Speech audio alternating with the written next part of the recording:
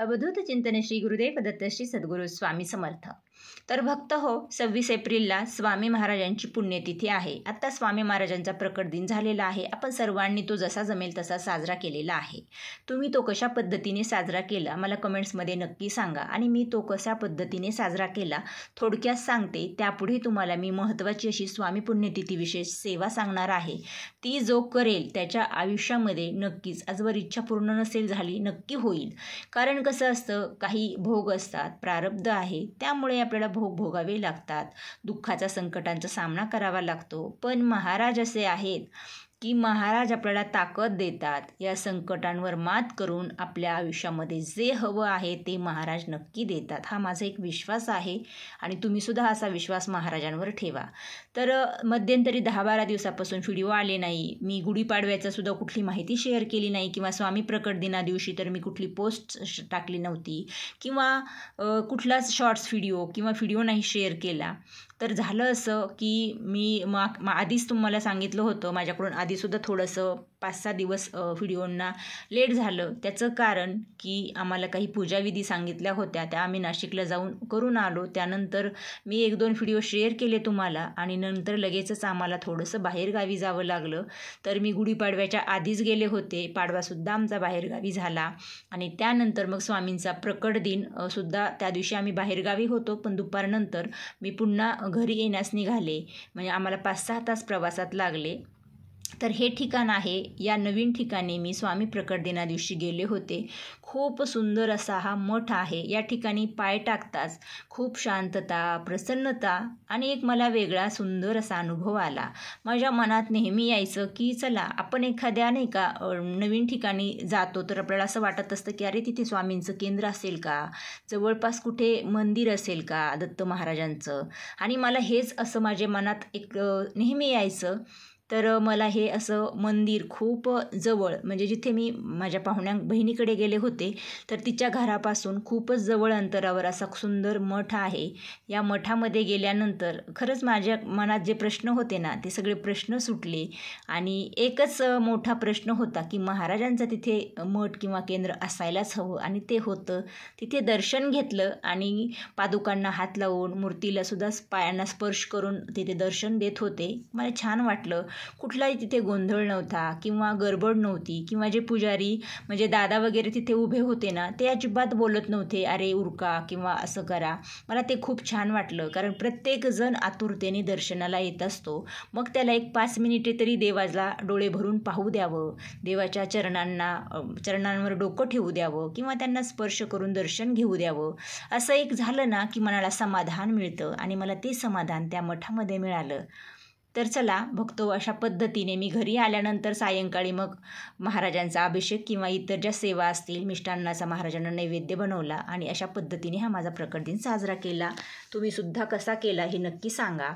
आता आज आपल्याला स्वामी पुण्यतिथीविषयी काही माहिती पाहिजे। तर महाराजांनी म्हणजे महाराज आपल्याला सोडून गेले किंवा हे असं आपल्याला जे काही वेगवेगळे माहिती असते, तर एक तुम्हाला सांगते, स्वामी महाराजांनी त्यांचा देह ठेवलेला होता, कारण महाराज आजही जिवंत असते, पण ते स्वतः ब्रह्मांड नायक आहेत। आणि मग महाराजांनी जेव्हा समाधी घेतली जिथे चोळाप्पा महाराजांच्या घरामध्ये, तर त्यांनी आधीच सांगून ठेवलं होतं की या ठिकाणी मी समाधी घेणार। आणि मग तिथे बाळाप्पा महाराज त्यांना दररोज अत्तर लावण्यासाठी जायचे। महाराजांनी 2-3 दिवस सेवा करून घेतली। त्यानंतर त्यांना खूप असा दिव्य प्रकाशामध्ये महाराजांनी दर्शन दिलं आणि सांगितलं, बाळाप्पा हम गया नहीं जिंदा है अभी, आणि जो भक्त अनन्य भावाने माझी सेवा करेल त्याचा योगक्षेम मी स्वतः चालवेन, भिवू नकोस मी तुझ्या पाठीशी आहे। हे महाराजांचे ब्रीदवाक्य आहे। तर भक्त हो, हे सांगण्याचा उद्देश म्हणजे महाराज आजही आहेत, आपल्यासोबत आहेत, ते सर्व काही पाहतात, जाणतात। म्हणून एखादा व्यक्ती महाराजांची खूप सेवा करतो आणि त्याला असं वाटतं की माझ्या आयुष्यात अजून काहीच बदल झालेला नाही, तर बघा बदल होतात, पण कधी जेव्हा आपलं पूर्व प्रारब्ध कमी प्रमाणात त्याची म्हणजे कमी होत चालतं, तीव्रता कमी होते, त्याचवेळी महाराजांच्या सेवेचे अनुभव यायला सुरुवात होते। नक्की तुम्हाला सुद्धा असे सेवेचे अनुभव येतील। तर आता बघा, आजवर जरी नाही इच्छा पूर्ण झाली तरी नक्की होईल हा विश्वास ठेवा। स्वामी पुण्यतिथीविषयी तुम्हाला काही सेवा करायच्या आहेत आणि कुठलाही नियम न पाळता काही सेवा करू शकतात. काही सेवेला थोडीशी बंधनं आहेत. आता स्वामी चरित्र सारामृत पोथीचं पारायण तुम्ही प्रकट दिनाला केलेलं आहे, तरीसुद्धा तुम्ही म्हणजे 3 पारायण करा, 5 पारायण करा किंवा तुम्ही 11 पारायण करा. स्वामी पुण्यतिथी आहे 26 एप्रिलला. तोपर्यंत तुम्हाला जेवढे जमतील तेवढे तुम्ही पारायण नक्की करा. आता ज्यांना संकल्पयुक्त सेवा करायची आहे त्यांच्यासाठी 2 नियम आहेत. एक तर मांसाहार वर्ज्य करायचा आहे, दुसरा नियम आहे परान्न वर्ज्य करायचा आहे. त्याचबरोबर मासिक धर्म आल्यास आपल्याला सेवा 5 दिवसांसाठी स्किप करावी लागते. हे तर सगळ्या ताईंना माहीतच आहे.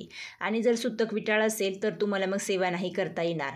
मी तुम्हाला एवढंच सांगेल, कळकळीने सांगेल की तुम्ही 1 दिवसाचं जरी स्वामी चरित्र पारायण केलं तरीसुद्धा चालेल. म्हणजे कसं की तुम्ही हा व्हिडिओ कधी पाहताय, अगदी 25 एप्रिलला पाहिला तर तुम्ही असं म्हणाल की अरे आज 25 तारीख आहे आणि उद्याच तर स्वामी पुण्यतिथी आहे. तुम्ही अगदी त्याच दिवशी लगेच पारायण करू शकता किंवा दुसऱ्या दिवशी 26 एप्रिलला सुद्धा पारायण करू शकता. म्हणजे काय, मनात भाव फक्त असणं महत्त्वाचं आहे. म्हणजे आपल्याला महाराज बरोबर पावतात. तर भक्त हो, महाराजांनी काही द्यावं म्हणून सेवा करू नका. मी एवढंच सांगेल की महाराजांनी आपल्याला खूप काही दिलं आहे. महाराजांनी आपल्याला बुद्धी दिलेली आहे की आपण महाराजांचे सेवेकरी आहोत, महाराजांच्या वचनांवर चालण्याचा प्रयत्न करत आहोत, महाराजांच्या काही महत्त्वाच्या सेवा करण्याचा प्रयत्न करत आहोत. आपल्याला सगळं सोहळं ओवळं नाही पाळता येत, पण जे पाळता येईल ते पाळून सेवा करत आहोत ना, ही बुद्धी महाराजांनी दिलेली आहे. हे कर्म महाराज आपल्याकडून करून घेतात. म्हणून आपलं खूप थोर भाग्य आहे. म्हणून आपल्याला सेवा करायची आहे. सेवा करा, काहीच मागू नका. किंवा जर मागायचं असेल, इच्छा असेल, तुम्ही मागू बी शकता. पण महाराज मागितलं किंवा नाही मागितलं तरी त्याच्या भक्ताला कधीच ते दुःख देत नाहीत किंवा दुःखात ठेवत नाहीत, एवढं मात्र नक्की आहे. आणि ज्यांना संकल्पयुक्त सेवा करायची नाही, म्हणजे मला आज वेळ आहे, मी आज करेल, आता उद्या मला बाहेरगावी जायचं आहे, तर मग तुम्ही असं म्हणजे खंडमध्ये पडला तरीसुद्धा चालेल, काहीच हरकत नाही. जेवढे दिवस होतील तेवढे दिवस तुम्ही 26 एप्रिलपर्यंत सेवा करण्याचा प्रयत्न करा. तर सेवा आधी लक्षात घ्या. सगळ्यात पहिली सेवा आहे श्री स्वामी चरित्र सारामृत ग्रंथाचे तुम्हाला एका बैठकीत म्हणजे 1 मांडी पारायण, म्हणजे एका बैठकीत 1 पारायण. एकदा तुम्ही पहिला अध्याय वाचनास सुरुवात केली तर 21वा अध्याय वाचूनच तुम्हाला उठायचं आहे. 1 ते 21 सिरियल अध्याय वाचणे म्हणजे याला 1 बैठक किंवा 1 मांडी पारायण म्हणतात. आता दुसरी पद्धत आहे पारायण करण्याची. तुम्ही 3 दिवसात 1 पारायण करू शकतात. म्हणजे पहिल्या दिवशी 7 अध्याय, दुसऱ्या दिवशी 7 आणि तिसऱ्या दिवशी 7. 7 त्रिक 21 अध्याय वाचून तुमचं 3 दिवसाचं 1 पारायण होईल. असंही काही ताई वाचू शकतात. ज्यांना लहान मुलं आहेत, ज्यांना जास्त बैठक जमत नाही, ज्या सध्या गरोदर आहेत माझ्या ताई, त्यांनासुद्धा उन्हाळा आहे आणि उष्णतेचा खूप त्रास होतो, म्हणून जास्त बैठक न करता तुम्ही असं पारायण नक्की करू शकता. आता त्याचबरोबर बसता उठता पारायण करता येतं का असा सुद्धा प्रश्न होता की ताई अर्धे अध्याय आधी वाचले नंतर अर्धे अध्याय वाचले तर चालेल का. म्हणजे बघा कसं असतं, काही ताईंना खूप वेगवेगळी कामे असतात. आता मी ती समजू शकते, कारण महिलांचं सगळं काही समजू शकतात. तर तुम्ही तसं सुद्धा करू शकता. तुम्हाला अचानक काहीतरी काम आलेलं आहे, 11-12 अध्याय वाचून झाले आहेत, मध्येच तुम्ही तिथे म्हणजे महाराजांना विनंती करा की महाराज असं असं काम आहे, आणि काम करून आल्यानंतर हातपाय तोंड धुवून पुन्हा मग ते तुम्ही पूर्ण करू शकता किंवा सायंकाळी करू शकता. असं बसता उठता एका दिवसात 1 पारायणसुद्धा करू शकता. तर ताईंनो, मी तरी अजून असं पारायण केलेलं नाही, पण ही पद्धतसुद्धा योग्य आहे. कारण इथे कुठली चुकीची माहिती कधीच दिली जात नाही. कारण जी माहिती मला साक्षात महाराज देतात किंवा जे महाराज मला संदेश देतात आणि जे माझ्या तोंडून वदवून घेतात तेच मी तुम्हाला सांगत असते. आणि मी नेहमी सांगते की मला बऱ्याचदा व्हिडिओ शेअर करायची इच्छाच होत नाही, कारण महाराजांची इच्छा नसेल ना तर माझ्याकडून व्हिडिओ शेअर होत नाही. मग बघा 10-12 दिवससुद्धा गॅप पडला ना वाईट वाटतं, पण महाराजांची मर्जी असते, त्यामुळे आपलं काहीच चालत नाही. तर तुम्ही महाराजांचा श्री स्वामी समर्थ या मंत्राचा सुद्धा 11 माळ नित्य नियमाने आजपासून जप करायचा आहे. म्हणजे आज तुम्ही पाहताय ना, आजपासून सुरू करा. आता 26 एप्रिल नंतर व्हिडिओ ज्या ताई पाहतील त्या ताईंनी त्यानंतर सुद्धा स्वामी सेवेला सुरुवात करू शकता. तुम्हाला ज्या दिवशी व्हिडिओ स्वामींचा समोर येईल त्या दिवसानंतर तुम्ही स्वामींची नित्यसेवेला सुरू करू शकता. म्हणजे महाराजांची कुठलीही सेवा करा. पण मनापासून करा. त्याचबरोबर स्वामी महाराजांचं मठ आणि केंद्र जवळ असेल तर आवर्जून तिथे आरतीला जाण्याचा प्रयत्न करा. रोज शक्य नसेल तर गुरुवारी जा, सोमवारी जा, मंगळवारी जा, अशा 2-3 वारी जा किंवा एखाद्या कुठल्याही वारी जा तुम्ही, पण आवर्जून जाण्याचा प्रयत्न करत जा. आणि बऱ्याचदा खूप ताईंच्या कमेंट्स असतात की आम्ही सेवा करतो पण अनुभव आलेला नाही. अजून एक सांगते तुम्हाला, महाराजांच्या सेवेत एक महत्त्वाचा एक नियम आहे की आपण काहीच करत नाही आहोत, हे सगळं करता आणि करविता तोच एक स्वामीनाथा, हा एक मनामध्ये तुमचा भाव असावा. म्हणजे आपण सेवा करतोय ना, तर हो एखाद्याला मार्गदर्शन करायचं आहे, अरे असे असं पारायण कर बरं का, तुझी ही समस्या दूर होईल, ही आपण सांगू शकतो. पण आपण अजिबात असं सांगायचं नाही की मी एवढे पारायण केले. माझ्याकडून सुद्धा होतं, जेव्हा आरतीला केंद्रात वगैरे जाते, मैत्रिणींनी सहज विचारलं तर मी सुद्धा सांगून जाते की सध्या स्वामीचरित्र लावलेलं आहे, आज एवढे पारायण केले. मग पुन्हा मला खूप पश्चाताप होतो की अरे आपण असं का बोललो, आपण स्वामींनीच करून घेतलं असं का बरं येत नाही. बऱ्याचदा ते येतं, कधी कधी येत नाही आणि मग वाईट वाटतं. त्यामुळे मी खूप करते किंवा माझ्या खूप सेवा चालू आहेत हे सांगायचंच नाही. मला सुद्धा या गोष्टी मी जेव्हा शेअर करते इतर मैत्रिणींसोबत बोलते ना, त्यानंतर मग मला अनुभव अजिबात येत नाही, वेगळंच काहीतरी सोबत घडतं. मग असं वाटतं की स्वामी सगळं करून घेतात आणि आपण का बोलत राहतो की मी केलं. तर मैत्रिणींनो, हे सांगण्याचं कारण आपल्या सर्वांना ही सवय असते, अगदी मी सुद्धा तुमच्यामध्येच आहे. म्हणून सांगते, बऱ्याच आपल्या अशा सवयी आपल्याला मोडून टाकायच्या आहेत आणि महाराज जसं सांगतात तसेच महाराजांचे सगळे वचन पाळून ते जसं कर्म करायला सांगतात तसं कर्म करायला आपण सुरुवात केली ना की महाराजांचा चमत्कार बघा, जे नशिबात नसेल ते सुद्धा नक्की मिळतं. आणि ज्याला जसं वागायचं असेल त्याने तसं वागावं, पण आपण आपल्या महाराजांच्या नियमावर म्हणजे त्यांच्याच वचनांवर वागण्याचा प्रयत्न करायचा.